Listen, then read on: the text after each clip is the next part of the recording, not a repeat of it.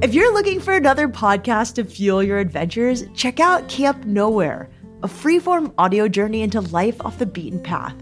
Hosted by Mac, a filmmaker, photographer, full-time traveler, and REI partner, Camp Nowhere features candid conversations, audio diaries, and immersive sounds from the road.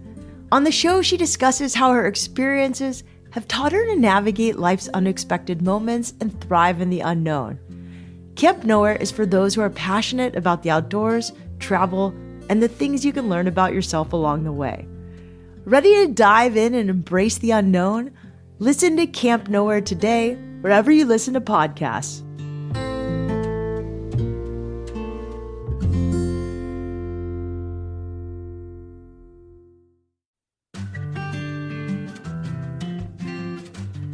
Many of us city dwellers have probably dreamt of leaving everything behind to move to the country and work on a farm. It sounds idyllic. You get to spend the entire day outside in the sunshine, working with your hands in the dirt, picking flowers and plants you can actually eat. The reality is that farming is both extremely fulfilling and a ton of work. Spencer Scott and Nick Schwanz learned this firsthand when they moved out of San Francisco to start a regenerative farm. We had started a little garden in the back of our tiny San Francisco home. And to be totally honest, the move up to the farm was really going from setting 2 to setting 11.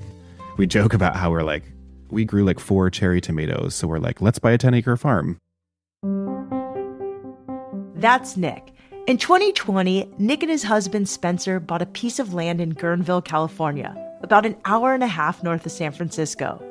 They named it Solar Punk Farms. Their vision for Solar Punk is multifaceted. Of course, they want to grow food and flowers, but they also want the farm to be a place for community gatherings and environmental education. These are big dreams, and Nick and Spencer are making it happen. I'm Shelby Stanger, and this is Wild Ideas Worth Living, an REI Co-op Studios production presented by Capital One and the REI Co-op MasterCard.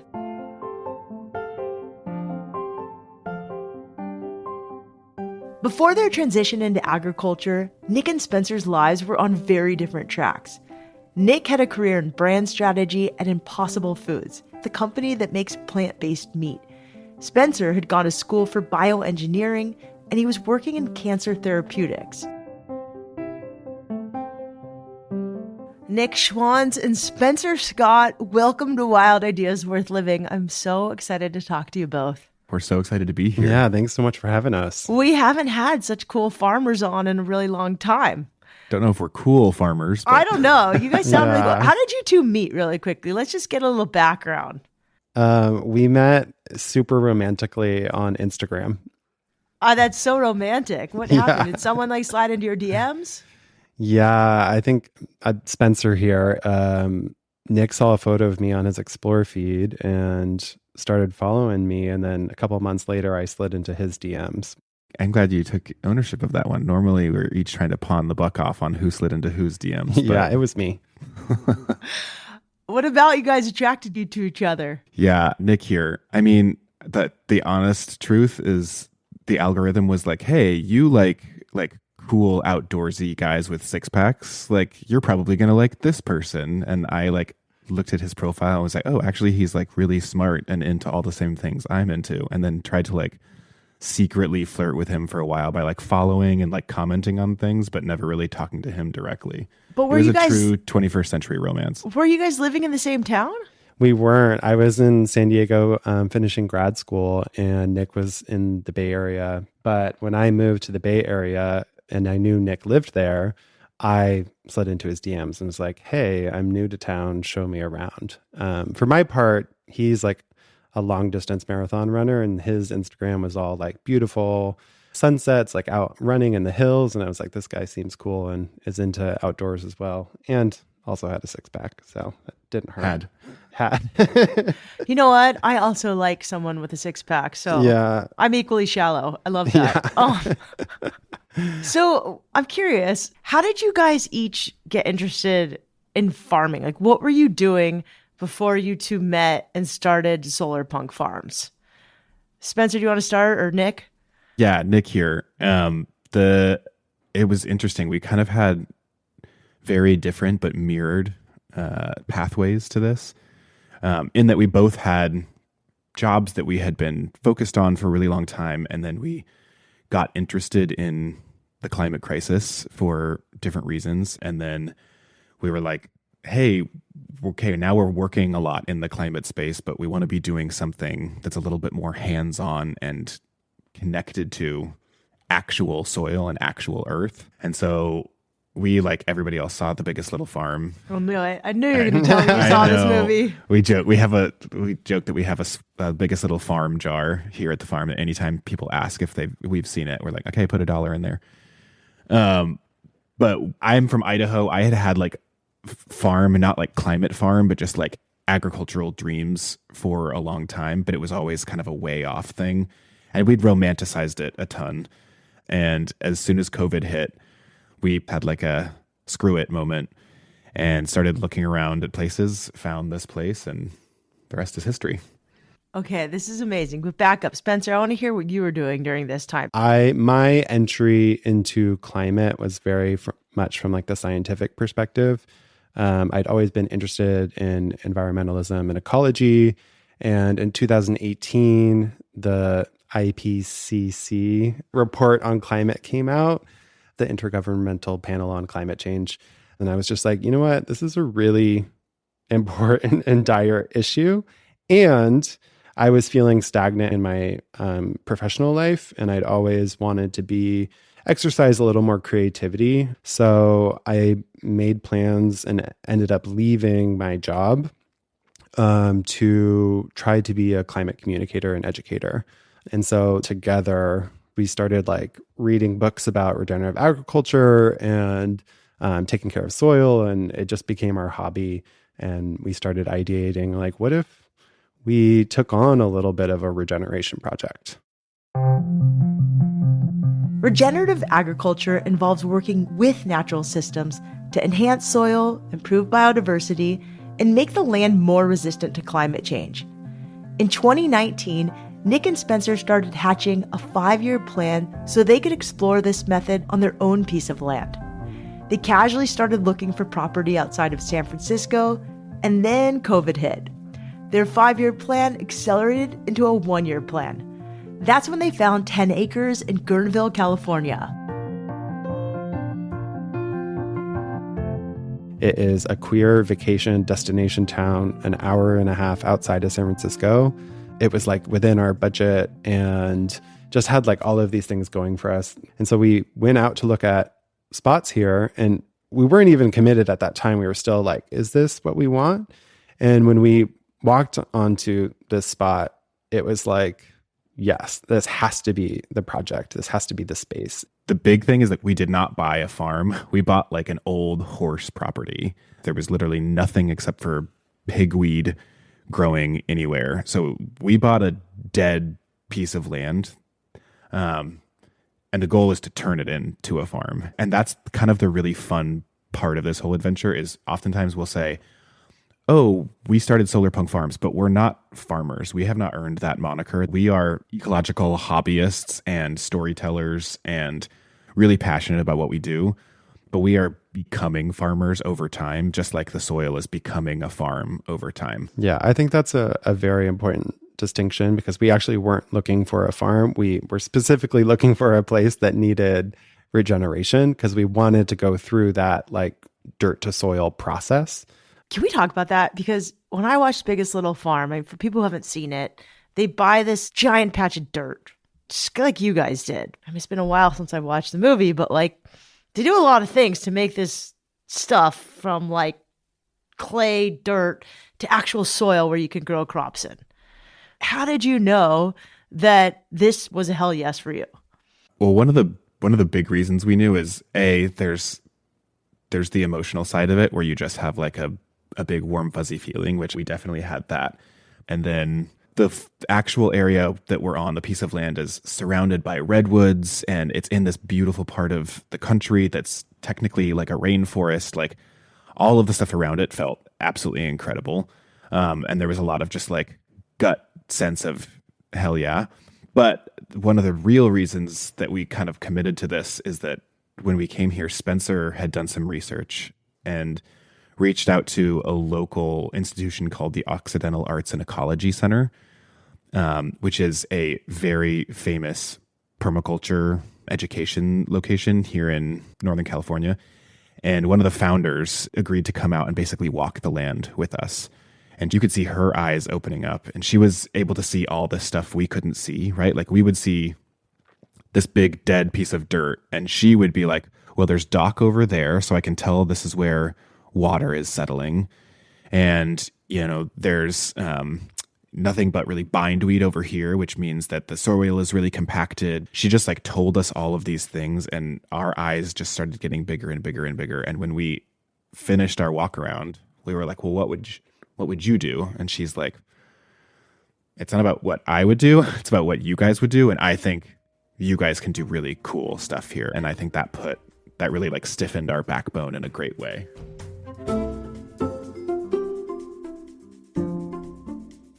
The land they purchased was a glorified dirt patch, and at 10 acres, it was an overwhelming amount of space. Nick and Spencer had a lot of work on their plate. They needed to clear dead plants and inorganic materials, amend the soil, and start building new structures for the farm.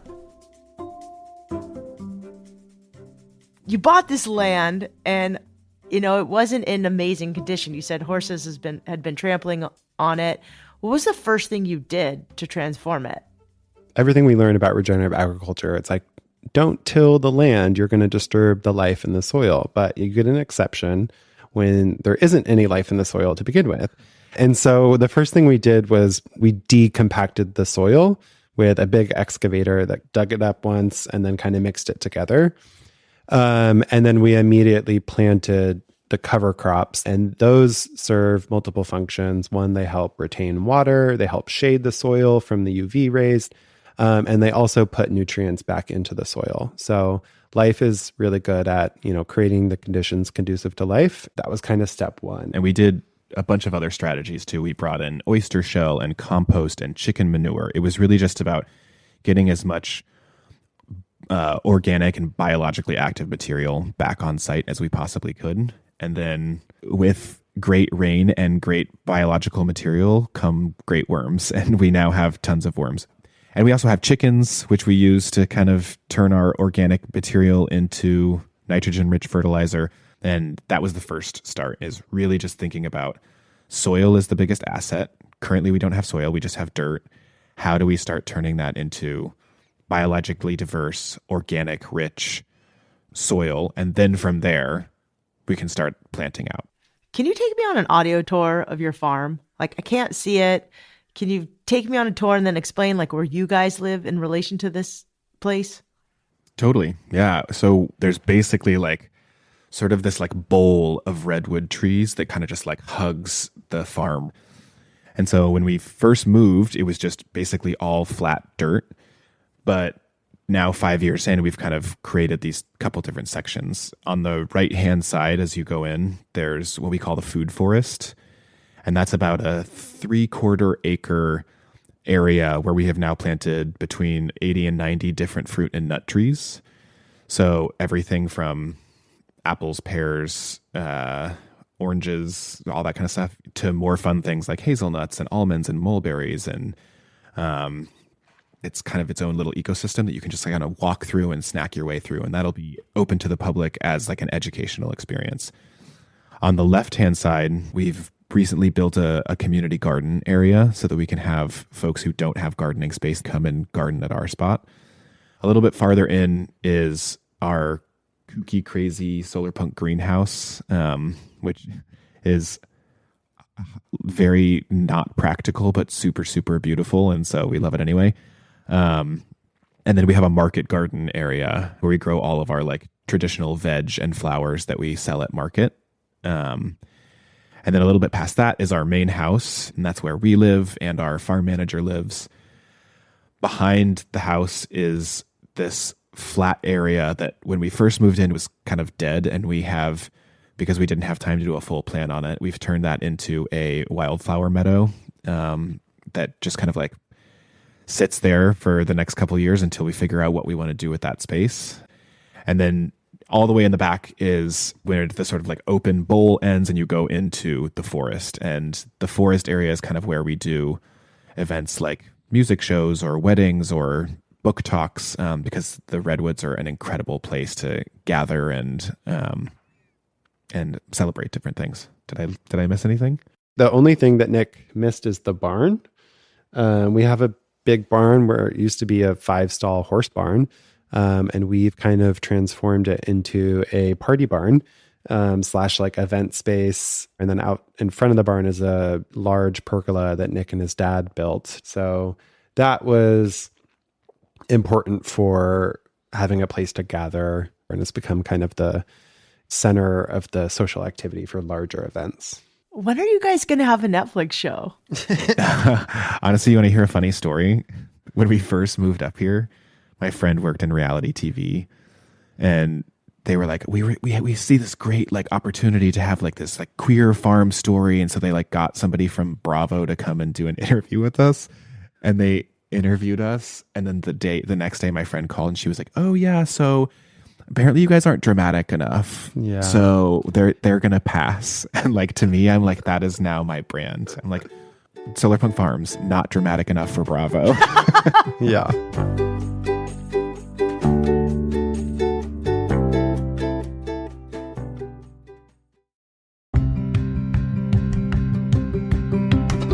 If there's anything I've learned from hosting Wild Ideas Worth Living, it's that spending time outside connecting to nature is fundamental to our health and well-being. I've always believed that a little adventure is life's antidote to just about anything.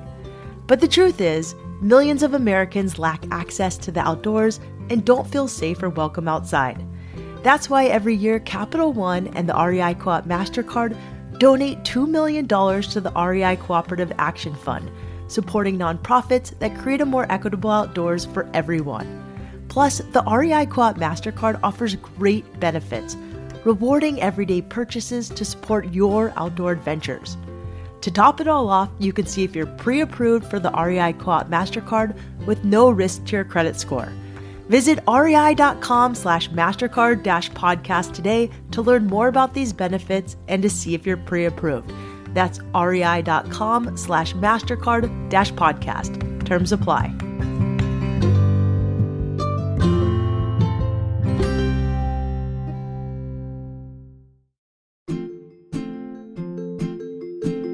Hey, Wild Ideas hikers, are you ready to upgrade your trail experience? If so, I'm excited to introduce you to the Moab Speed 2 from Merrell. Merrell is the global leader in outdoor and hiking footwear. Their products are stylish, functional, and adaptable in nature, making them a top-tier performance brand. As for the Moab Speed 2, it's a next-gen hiker that keeps your feet feather light and provides the comfort of your favorite sneakers. It has top-notch traction with extra cushioning and stability that helps you go that extra mile. Plus, it comes in some pretty fresh and fun colorways. This shoe truly lives up to the hike. Ha! Get it? So lace up your Moab Speed 2 and meet me on the trail this summer. Visit rei.com or head into your local REI store and grab your pair today.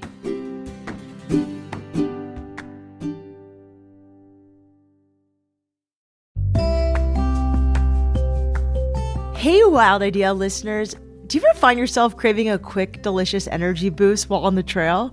I definitely do. That's why I'm stoked about Honey Stinger, the inventor of the energy waffle and their brand new peanut butter flavors. They have 3 new flavors available to help power your next outdoor adventure: peanut butter chocolate, and peanut butter strawberry, which reminds me of a classic peanut butter and jelly sandwich. If you haven't tried Honey Stinger, I'm telling you, now is the time. They're nutritionist approved for sport, they're pocket-sized and portable, and they're easy to digest, making them the ideal fuel for any outdoor adventure. Grab your Honey Stingers and be sure to try their brand new peanut butter flavors at your local REI or at rei.com. See you on the trail.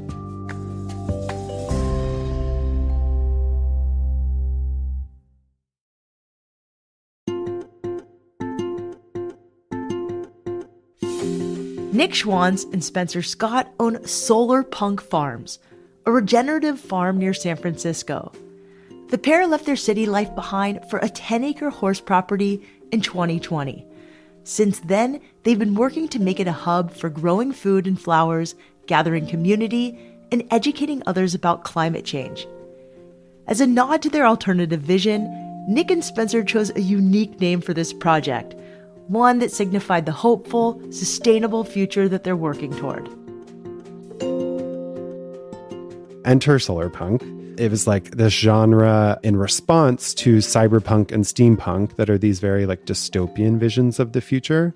And the core brilliance behind solarpunk was that like we need to start populating people's imaginations with what could happen if we get it right. And so that's what we loved about it. It was like, okay, we want to imagine this future that is worth fighting for, worth working towards, and then we want to start making it happen. It also just sounds like fun. That's kind of the strategy. We talk a lot about how climate change has been people motivate with sticks, right? But we need to start motivating with carrots. And so that's kind of what we try to make every single thing at the farm feel like, is that you're not here to like save the planet or volunteer or do hard work because it needs to be done. You're here to goof around and be silly and enjoy yourself in the context of regenerative ecology, which is why every couple of weeks we do something called a work play weekend. It's kind of a traditional volunteer weekend, but even calling it a volunteer weekend puts you in a specific mindset, right? Where you're like, oh, I need to do something good for the world. I need to, feel like I'm serving something else. And that may be true, but it's not what you feel like when you're up here. It's work play weekend because like we do some work, but then we play. We put Beyonce on the speakers and we have a really good lunch and we drink natural wine and we get silly. And there's a strategy behind that, which is let's make interacting with this place feel like something you want to do, not something you should do. And I think the converse side of that is that we're trying to reimagine the aspirational weekend, where on the flip side of like volunteerism is just like pure like hedonism, like let's go stay out late drinking and party all night, which we love too in doses, but we also want there to be an option that is equally fun, that can compete, that is also productive and, like helping regenerate ecosystems.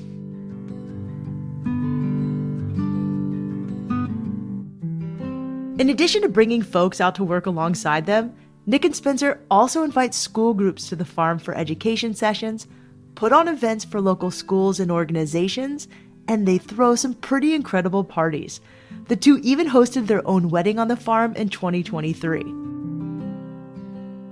Tell me about these programs you guys have started and events you've had in the last year.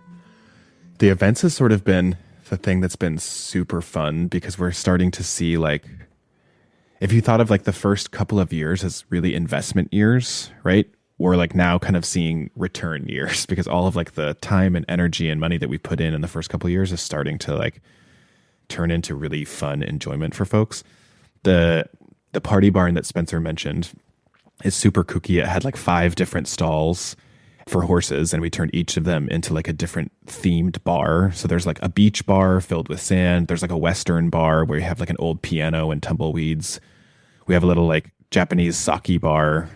We turned the tack room into this like fun, like we call it the cuddle puddle room. It's just like floor to ceiling covered in like lavender fur with black lights and everything. And the point is, again, like you said, events are super fun and we want people to have a really fun, silly time in the space. So we've done everything from dance parties to like themed drag shows and dinner parties. We've also partnered with the senior center across the street to do like big like brunch events for senior pride for queer seniors in the area. We had the local theater come out and do a big symposium on the intersection of storytelling and climate change. We've had Mean Girls themed fundraiser where we raised money for our local schools, like Mathletes program. It's just like any dumb thing you can dream up where climate and community intersect, we can do it in there. How has it been inviting so many other people into your life? That's people's number one question. It's like we have people here all the time. We had a 1,000-person natural wine festival at our home. And a lot of people don't know that like this is our home. Like we live here full time, and there's just constantly strangers coming in. Like our sign up for our volunteer weekends, it's just like totally blind. We meet 12 people every weekend that we've never met before, and every single one of them has been incredible.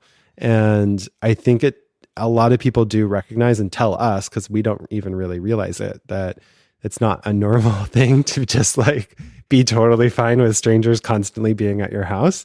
But we love it. I don't know. It just some aspect of us that I think part of it is because we moved out of the city where we're used to a certain level of social interaction. And now we're just like, bring it on. We're up here and you guys make this fun for us.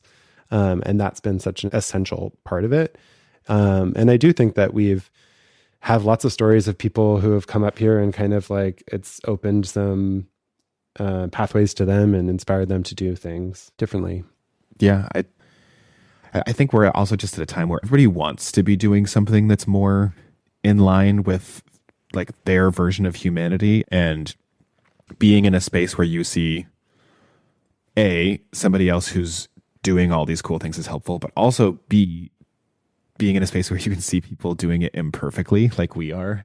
I truly believe that people watching us mess up is more valuable than people watching us do it right, because it gives them permission to be able to do the thing that they want to do, but they know they're going to do it imperfectly.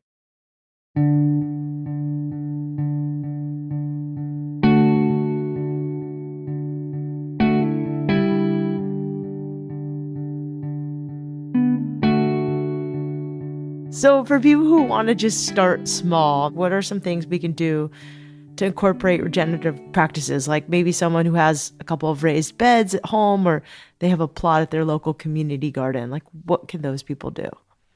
I think food waste is one of the largest climate issues. A lot of things that go into food production, for that food to just end up being thrown away is like the worst possible thing. Then the next best thing is for you to compost it. Home composting is an amazing way to make sure that food is at least returning to the soil and its nutrients are being used to create new food. I think that's probably one of the big ones.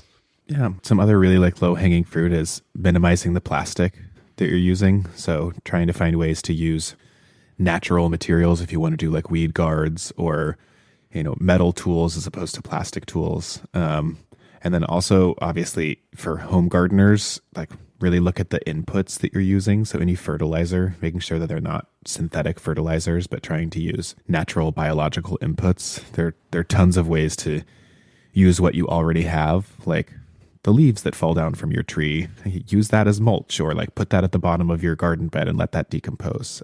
Another great way for folks to kind of maybe take what they're hearing and kind of apply this to their own life.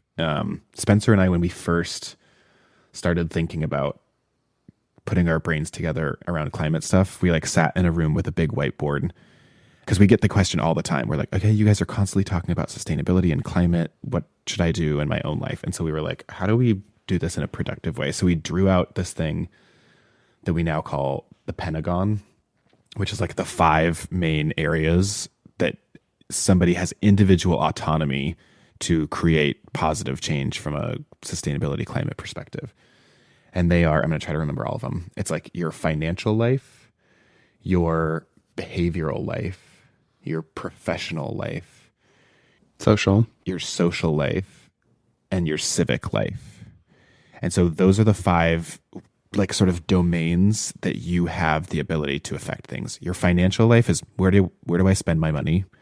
Who do I bank with? Who do I bank with? Who do you invest with? Right. So like what is the financial assets that I have? What is that impact?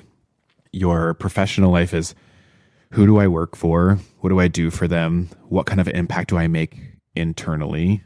Your civic life is like, who do you vote for? What organizations are you involved with? How do you interact with your world as a citizen? Your behavioral life is like, how do you go about your day? How do you get to work? What kind of products do you buy? That's kind of like your day-to-day stuff. And then your social life is, what kind of relationships do you have with people? Who can you influence? Who influences you? Like, how do you interact with your social sphere? And so obviously that's a ton of stuff, but that's a way of sort of brainstorming and being able to say, like, one piece at a time, got it. Here's something that I think I could tackle, and I'm going to make a small change in this way. And that's going to look different for everybody depending on their context, their superpowers, their passions, and their resources. So when we started talking about solar punk farms, we're like, where does solar punk farms fit in this Pentagon? And we were like, oh, actually there's something at the center of all of this, which is like, you're not going to do any of these things affect your social life, affect your civic life, change where you invest. You're not going to do any of that unless you both know about the problem and care about the problem. Meaning, like, care about the thing that we're actually protecting. If you don't care about the earth, then you're not going to spend any time trying to make it better. And so we've actually now gotten really focused on that knowing and caring piece. And so much of that is like being outside and playing and taking ourselves way less seriously and giving ourselves permission to be like goofy little dorky weirdos is, to me, the most like liberating way that you can interact with climate.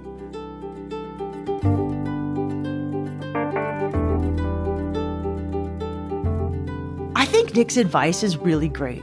The world can be a heavy place. In any way that we can bring silliness, joy, laughter, and revelry into our lives is a big win in my book.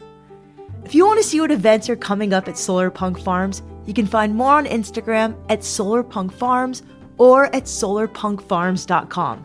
That's SOLARPUNKFARMS. Spencer is also writing a book about his journey from the biotech industry to regenerative farming titled As If We Were Staying. You can find out more on his Substack at Spencer R. Scott. That's SPENCER RSCOTT.